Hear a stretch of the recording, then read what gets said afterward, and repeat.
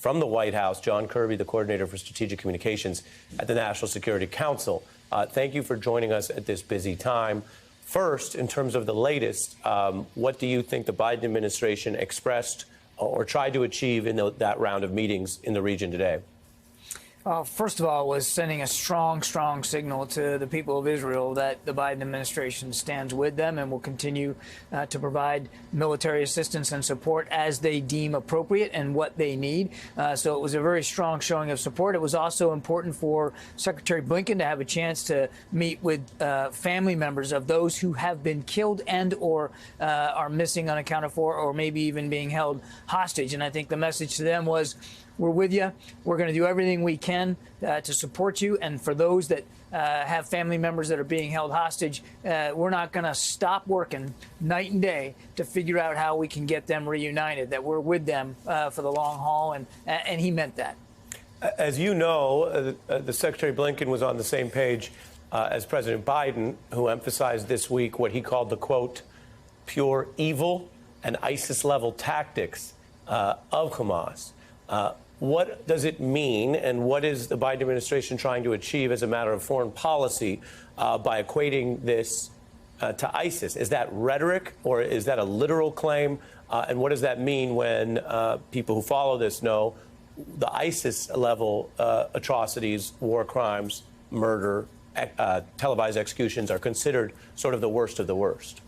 It means that we agree with Israel that this is a serious threat to peace and security, certainly there in Israel, but to the region. And again, that we're going to do what we have to do to help them beat back that threat. Now, I mean, and the comparison to ISIS is really more related to the tactics, the sheer brutal, visceral violence that were visited upon so many hundreds of Israeli citizens. It is reminiscent of what ISIS had proven willing to do. There's a difference, though, in that ISIS was after some geography. They wanted a caliphate. They were actually trying to occupy land and govern it. Hamas has no such aspirations. They just want to kill. They just want to maim. They want to torture. They want to wipe Israel off the face of the map. But what the comparison is to the utter depravity and brutality of it. We also saw the Israeli government, as you know, release those photos of babies, they say, burnt and murdered by Hamas. We are not showing them right now. They have briefly been on our air previously in today's coverage. What is the U.S. response to the release of those photos? We just discussed sort of the assessment of what Hamas is doing. And where does that stack up against what, as you know, people are saying in criticism of both current and potential future operations in Gaza, where there are also disturbing photos, videos, and images of attacks that are of a different nature, that may not have targeted any babies. I'm not suggesting that, but that are also disturbing images.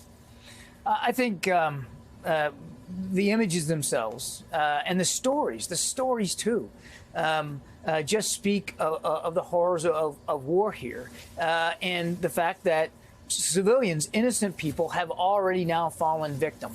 And the difference here is that on the Israeli side, they were victims of a direct effort to murder and take life. That is the whole objective of what those Hamas terrorists were after. It was all about just killing Israeli civilians. Now, we all don't want to see a single other innocent life lost by this, not one. And it's tragic that in Gaza that there have been civilian casualties, and we continue to talk with our Israeli counterparts about that and about the law of armed conflict and about how operations are conducted. But it is also important to remember that Hamas is deliberately placing those Palestinian citizens in harm's way by sheltering themselves command and control headquarters in hospitals and schools and residential buildings, using the Palestinians as human shields. The Palestinians are victims here. They did nothing wrong. And that's another reason why we're working closely with Israeli and Egyptian officials to find a safe passage route to get people that live in Gaza that want to get out, to get them that ability to do so and to do so safely. And it's certainly true, as you remind people, it is, of course, a war crime to take civilian hostages as well as to use them for military or strategic goals that endanger other civilians. Those are, if we're tracking it, those are ongoing alleged war crimes. We don't have a total transparency or information on all of the hostages, but based on what is known. The other question I have for you is about the historic relationship between the United States and Israel. It has long been a bipartisan and strong relationship, and President Biden has reiterated that for sure. Having said that, as you know, the United States has also taken a position at times in private and in public that there are lines, that there's a backstop, that it will sort of basically make sure that Israel doesn't go, quote unquote, too far.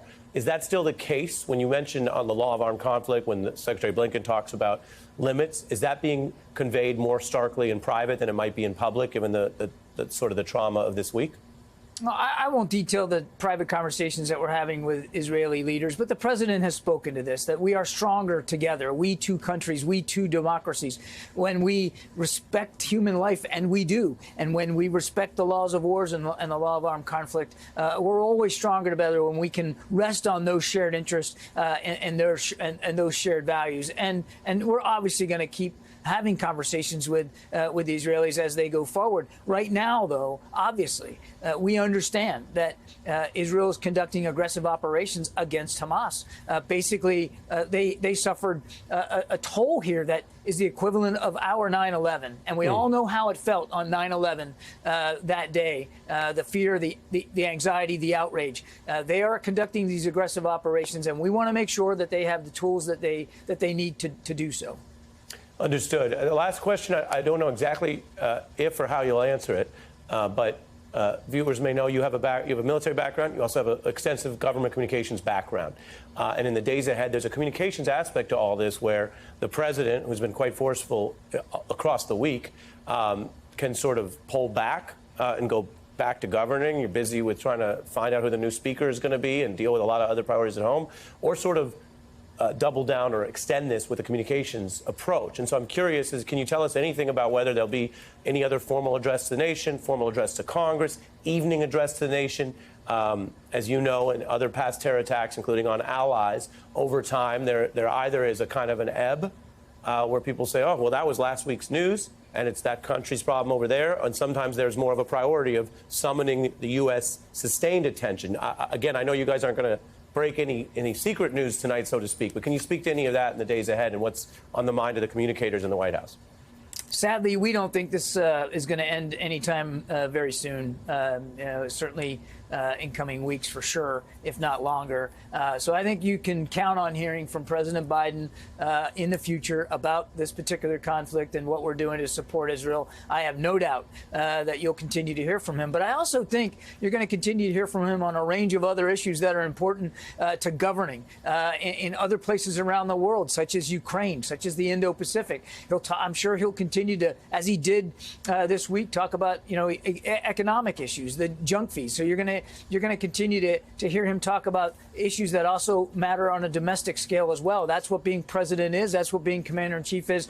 You got to handle it all, and he's more than equipped and more than ready to do that. At the White House, John Kirby, thanks for taking a break from some of your work to speak with us. We appreciate it.